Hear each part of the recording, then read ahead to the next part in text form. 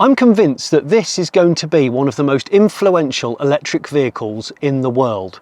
Why? Because Ford's F150 has been one of the best-selling vehicles in America for decades. In the last 50 years, they've sold nearly 30 million of these things. But this one, it doesn't have a V6, it doesn't have a V8, yet it can tow heavy loads from one end of America to another, 320-mile range. And it looks familiar, it looks like all the others, but this is fully electric. In this episode, I'm going to be driving the new Ford F150 Lightning in Britain. I'm Jonny Smith, welcome to the show.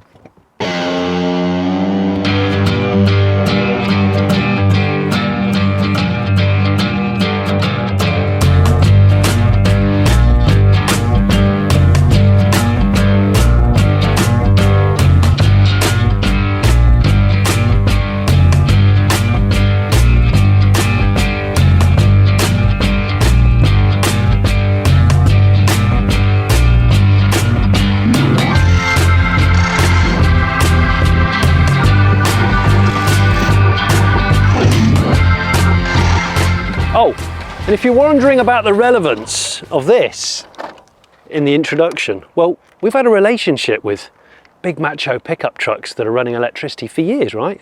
This is how I started my relationship with cars and an interest in driving. What about you?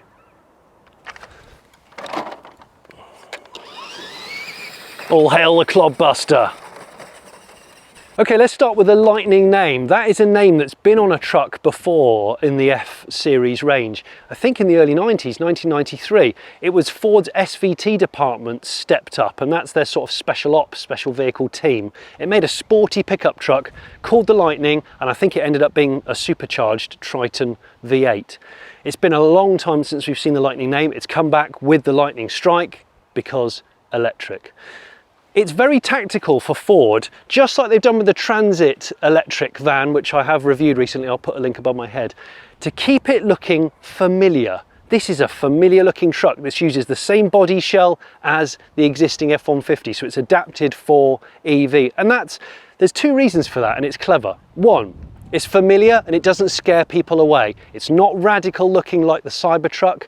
It's something that every American household knows, and that's so important when you're trying to embrace EV. Secondly, cost. It means they can price this really keenly. I think in the States this starts at $33,000 or something. Oh no, $40,000, which is really not an expensive truck. And you can spec it all the way up to this Platinum Edition to something like $90,000. But we'll get onto the trim levels a bit later. What you need to know is there's two versions, two battery sizes, standard battery and extended range battery.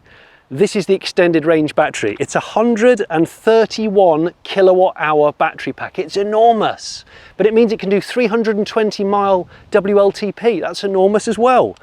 Not only that, the small battery is still 98 kilowatt hours of usable battery, and I think it does 230 mile range. So it has loads of power outputs under there, loads of power outputs inside here, and loads of power outputs back here in the bed. Now obviously if you buy a pickup truck you want to use it, it's a utility vehicle, and that's why what goes there is a tow bar. And even on the standard range F150 Lightning, it'll tow 3.5 tons. This version, the long range version, will tow over 4.5 tons, which sounds even more impressive in American metrics, which is 10,000 pounds. Electric tailgate. Now in the US they hold things like tailgate parties, which is not a celebration of aggressive driving. It's actually, I think, a picnic. And for that, you can have yourself a step and a fold-out banister, so I can sit up here with my friends and my fam, use that to get up to if I'm slightly infirm, and drink and eat and celebrate. Or I can do woodwork, because there's some clamp holes here and there's some measurements here for doing carpentry and all sorts, using power tools with my power takeoffs. But there's one more thing that the Lightning can do that's even more impressive for the picnicking side of things. For that I've got to switch the car around. You expected an engine? No. This is the party piece of the F150 Lightning. Instead of an engine, you've got a usable front boot mega space FRUNK, or whatever the Americans call it. But all you need to know is that is over 400 litres of storage space. So that's like the equivalent of a Volkswagen Golf. And in tailgate terms, as in the American picnicking, not aggressive driving terms, that can also be used as a cool box. You can fill it with ice, it's waterproof, and it's got a drain hole down there when you take your charging leads out, and you can use it to put all your party gear in, your picnic gear, yeah! Like American stuff, like European Oreo knockoffs, and strawberries, and Victorian lemonade, and craft beer that I can't drink because I'm driving. It's kind of like a mullet, isn't it? Is it party at the rear, business at the front, or is it a reverse mullet? Business at the rear, party at the front. Or is it an ambidextrous mullet? It can be either. It can be either business here or business there. It's just, whatever you do, whichever way you kind of put it, it's a really useful, practical space. This is genius. It reminds me of one of those cargo ferries that the whole front of the ferry opens up and stuff goes in and comes out and then it shuts. Look.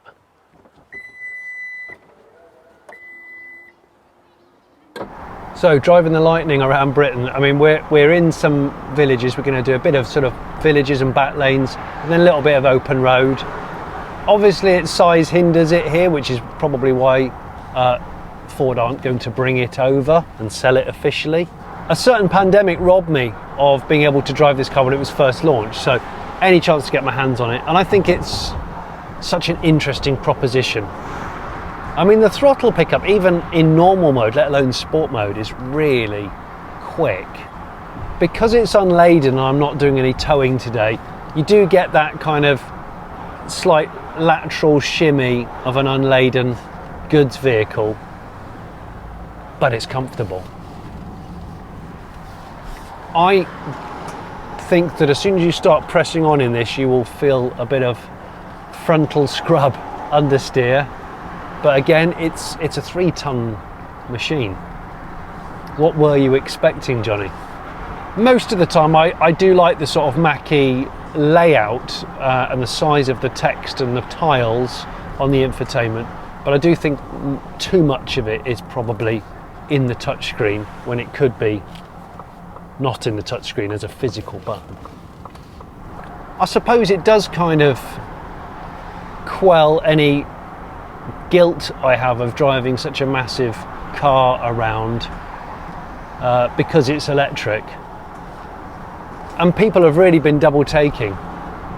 So before we go any further on this review, let's just rinse ourselves, purge ourselves of those pickup truck driving prejudices.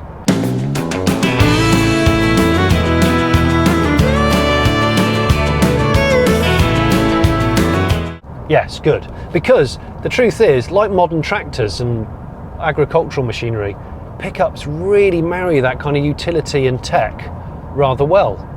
If you do want to drive like a bit of a flute on some British back lanes, what does the 150 Lightning do in tight corners on a warm summer's night? It's so punchy. Even in normal mode, I can't believe that swell of power. It's totally unnecessary actually, but it seems to kind of change direction okay. I mean, it's on-road orientated tyres, which helps.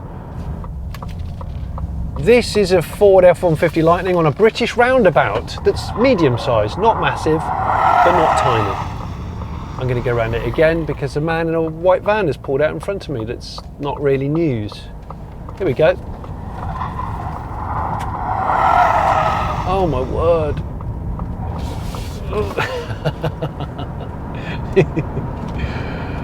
I think as soon as you put a little bit of lock on and press on the power, you know that it's a 3-ton vehicle. But you know what? All things considered, I think dynamically it's a lot better than I was expecting it to be. You know what? Ford has said this could be their most important car since the Model T.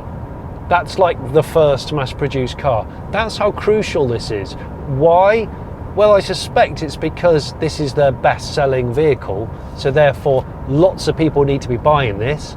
There's lots of profit to be had, but also it could be a game changer, like I said in the intro, because it's a familiar looking beast, but yet what lies beneath is nothing short of revolutionary. It could really bring a lot of people, bring the masses around to the idea of EV transportation and EV utility. See, I get this more than I get electric SUVs in many ways, because this is sort of designed to give more space. It's more of a brick, but it can do more, it can tow more. You can store more. I'm certainly not doing this review to encourage people in Britain to start privately importing F150 Lightnings, because they don't really fit on the road. That we know.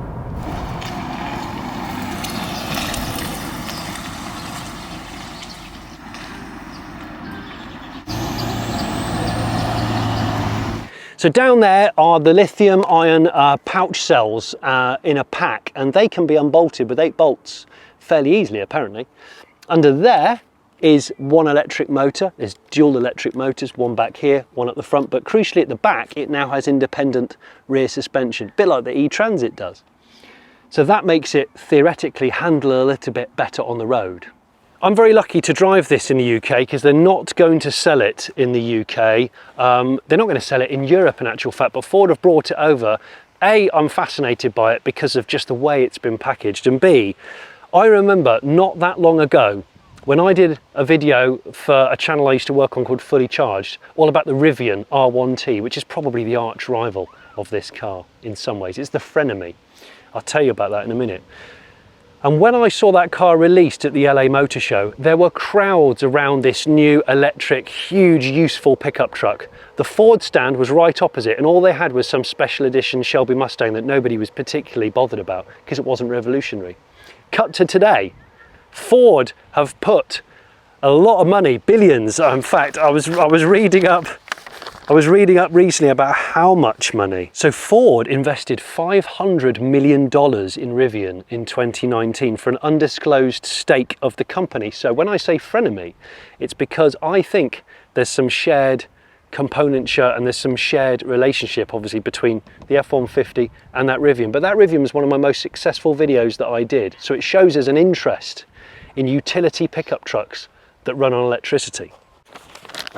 Here is where you CCS charge, and this is type 1. We normally have a type 2 connector here, but what you need to know is it can rapid charge up to 150 kilowatts between 40 and 45 minutes depending on which battery pack you go for, and it'll be up to about 10 hours I think on a home wall box system. So the electric pickup truck world is going to get busy soon. Apart from the Rivian R1T I've mentioned, you've got the GMC Hummer, which is very expensive but also very, very quick. The Rivian is a quad motor, 4-wheel steer kind of arrangement that can tank steer and do all kinds of things. This is actually quite simple, and it's actually slow compared to those cars, but it's still extremely fast, 4.4 seconds to 60, the 5 seconds to 60 for the base model. So it's rapid, especially for something this massive. There's a couple of other rivals. The Chevy Silverado electric is on its way, and the Tesla Cybertruck may or may not come to fruition. We'll see. I tend to not think it will look the way that it currently looks. Who can say right now? Familiarity, going back to that familiarity thing. The front of the Lightning looks pretty much the same as a normal F150, apart from a couple of key differences. The grille is now blanked in. It is the most aerodynamic F150 made, I believe, albeit probably not very aerodynamic, but it's also the quickest. It's even quicker than the F150 Raptor, which is a maniac of a thing. There's this, you can't see it because it's a bright summer's day in Britain, but you've got this opaque plastic running light that goes all the way around like a full monobrow, all the way around and then down around these LED headlights that sit either side. It's a confident looking truck, and it's not too aggressive, which I like. I'll put the dimensions of this thing on screen, but rest assured when we go out on the road in the UK in it, we'll be able to compare it against other street furniture in this country.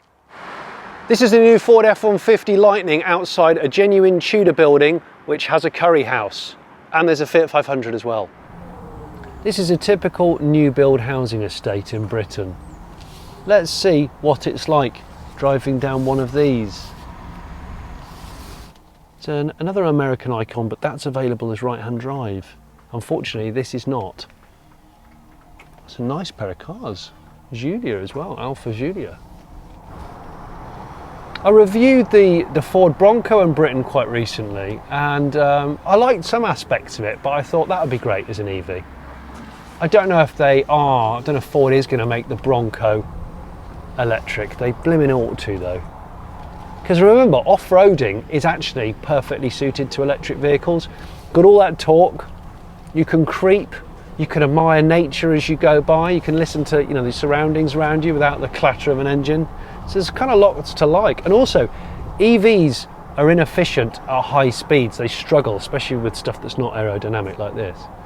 But doing off-road stuff, of which there's a mode there, you don't have that problem. This thing would off-road and drive in cities and have so much range, it would be ridiculous. The seating position's lovely. I mean, you are very high. You feel like you're in a kind of a cut price Discovery, I suppose. Wouldn't it be amazing if Land Rover built a car like this? I have to say, or Range Rover. They're a bit late to that game, I feel, which is a shame. I'm glad that there's a 360 view camera, I'm not going to lie, because just getting into parking spaces in villages, I've noticed it's hard. Oh, look at that. A Ford Ranger with the number plate Mr. Bad or something written on it. This is a Ford Mustang Mach-e charging up at a British charge point. This is the Ford F150 Lightning. It doesn't fit in a parking space still, but it does share the infotainment with the Mach-e. Now, I'm reviewing this car in Britain, of which very few people have seen or driven it, but I wanted to get the opinion of some American journalist friends of mine whose opinions account for a lot more because they live where this car's from, and that's what I'm going to put on screen now. Jonny, thank you very much for having me as your American correspondent. This is one of Ford's most important vehicles of all time. The Bronco, Raptor, the Mustang, those are really fun, but they are fun inspired by past vehicles and styles. This thing is a bridge to the future. If you are a pickup truck owner that needs to work 500 miles outside of a city limits, or you do long distance driving, this is not the truck for you. But if you work within city limits, you now have the same functionality that you love about your pickup truck, but you can charge it at home, drive it to the job site, run different tools, and then at home, if there's a power outage, you can reverse the flow and actually run your house off of the pickup truck. It's like having your own portable power station, but now it has air-conditioned seats. Hi Jonny, I heard you were driving an F150 Lightning this week. It's a pretty good electric truck, isn't it? Does everything a regular F150 can do, except it's far more efficient because it's electric. It rides better because of the independent rear suspension, which now they're probably going to have to put on some other trucks. And on top of that, I think it's probably the quickest of the bunch. If only they didn't have to make it quite so big. 2022 F150 Lightning. Great first attempt by Ford, an electrified pickup truck, will satisfy the needs of most home enthusiasts, weekend warriors, and or contractors. Biggest downfall, the truck is 75 grand with the electric battery pack, with the extended range battery pack, if you want to tow. And even if you do that, your range is going to be cut in half. So it basically goes from 300 plus miles, probably down to like 150 or less than that, depending on the weight. That's a big snub as far as I'm concerned. So if you're not towing, amazing truck. Ford knocked it out of the park. If you are towing, maybe consider going down to the hybrid and saving yourself some money. Just saying.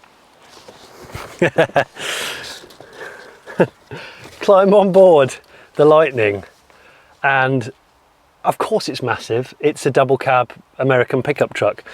But again, lots of familiarity if you're used to F-150s. This thing that dominates the dashboard is the 15.5-inch portrait touchscreen infotainment system borrowed from the Ford Mustang Mach-e, which you'll notice if you've seen my review of one of those.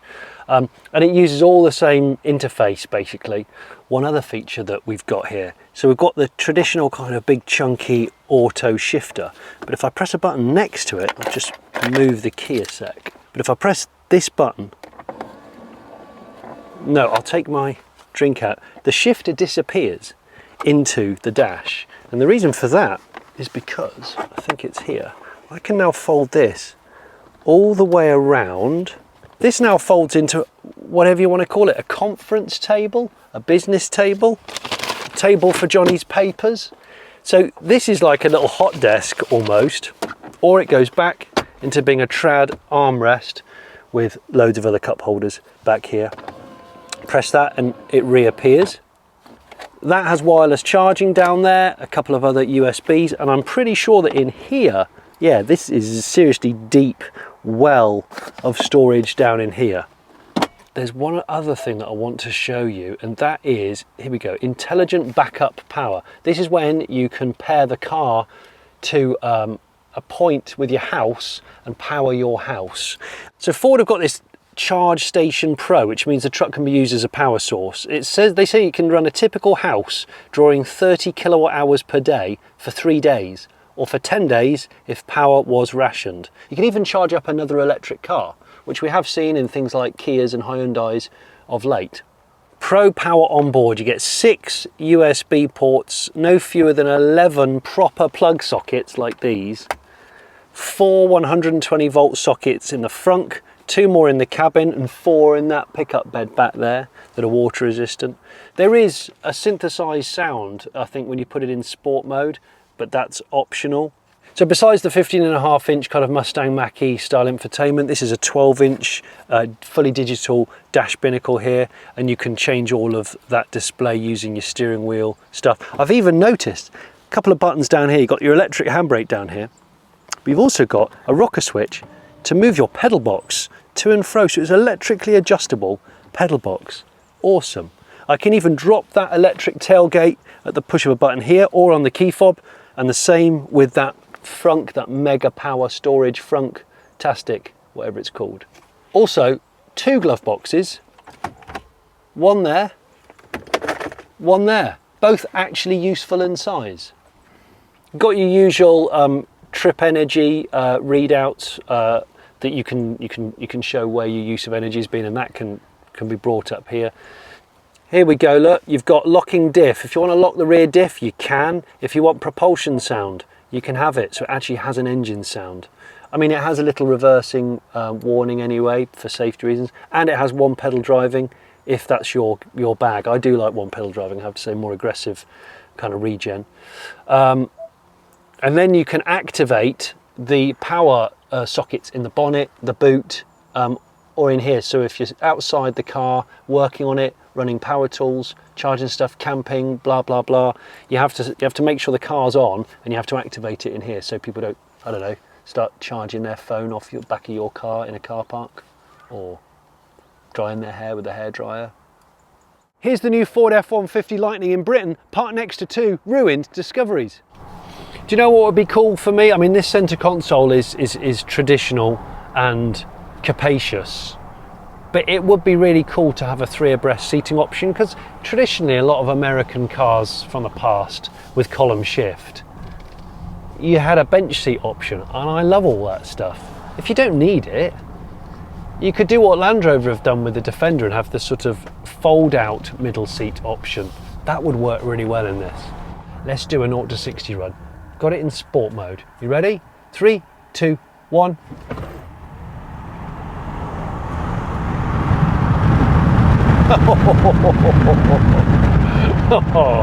That's really quick. I mean, I knew the stats, but when you feel them, it's a little different, isn't it? I've said this before about EVs, but Ford have actually said that this car will be 40% cheaper to service over a 75,000 mile or 5-year period than a combustion engined F150.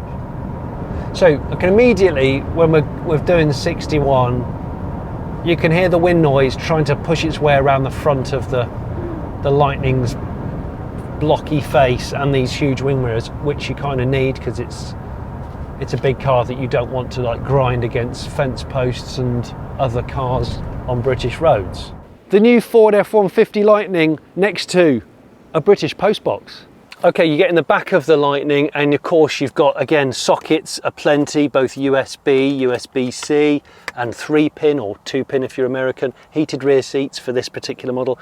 Nice flat floor, 3-seater, 3 abreast, but this is where it gets interesting. You pull a little loop on the side of the seat. Here we go, and this goes up like that because I'm going to crawl over here and show you. If you don't have enough storage at the front, that sort of 400 odd litre FRUNK, which carries 180 kilos, by the way, and you don't have enough space in the back, which is over a ton of payload, you've got this, either like this, or I think you lock them out like that, or that. So you can put some stuff in here, camping gear, don't know, bicycle, shopping, dogs, blah, I don't know. But again, it's just another really useful space. I'm really, really impressed with all this innovation that goes into the pickup. There's so much practicality, isn't there? And it's celebrating the fact that you can have a familiar looking vehicle that's packed with useful technology. You can go out into the wilderness and use it as a big battery.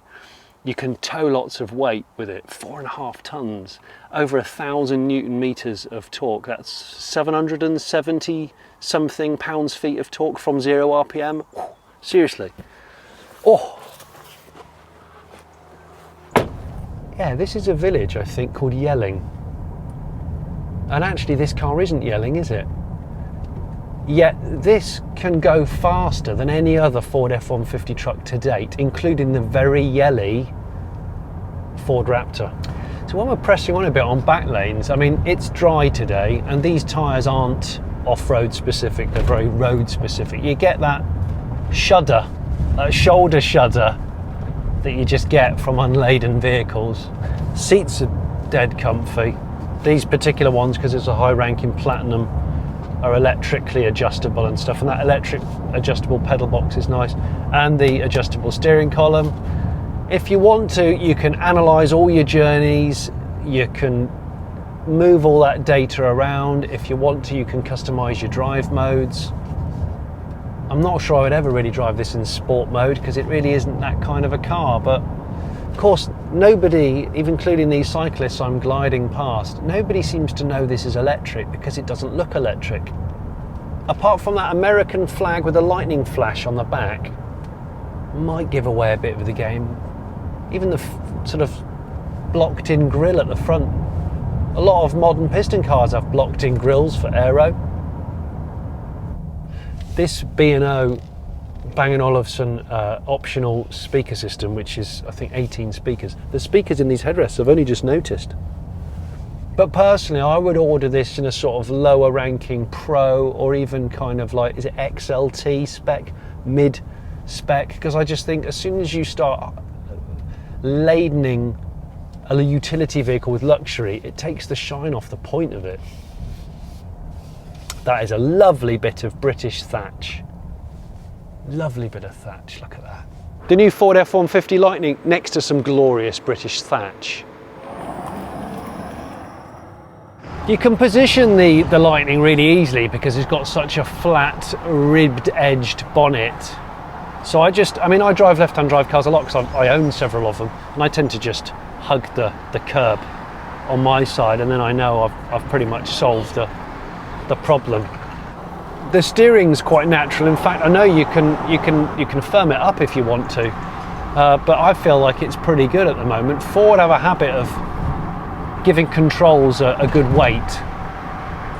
Forgot to say, obviously we've got a really light, airy cabin that's high cos pickup, but it's opening sunroof at the front and full panoramic kind of towards the back, which makes a massive difference. But you've got that little electric slide middle window at the rear, which I love. That's not EV specific, lots of pickups have got those, but it feels like a bit exotic and interesting to a British person like me.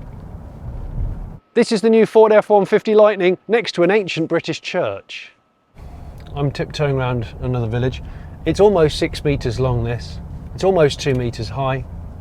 It's over 2 meters wide without the wing mirrors, and it's nearly 2.5 meters wide with the wing mirrors fully out, you know, tip to tip.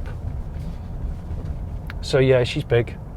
The F Lightning impresses on many levels. It's effing big when it comes to utility, effing big performance, effing big range, but it's effing big, right? We knew that. It's highly inappropriate for roads like this in Britain. However, Ford can neither confirm nor deny that they're going to do this with the Ranger, a car that's already become very Americanized as time's gone on, and it just makes perfect sense. The Transit's new, but familiar. This is new, but familiar. The Ranger, an electric Ranger, new, but familiar. I bet around in an American bar where they serve those drinks, but they put the serviettes down just before they put you in front of you, I bet that they're going to do it. Let's see though, shall we? It's over to you, Fomoko. I hope you've enjoyed this episode of The Late Break Show. Why not become a Patreon and watch these videos earlier than everybody else? I'll put a link in the description below. Or maybe you just want to support us by buying some merch. Feel free. Again, link in description. Cheers.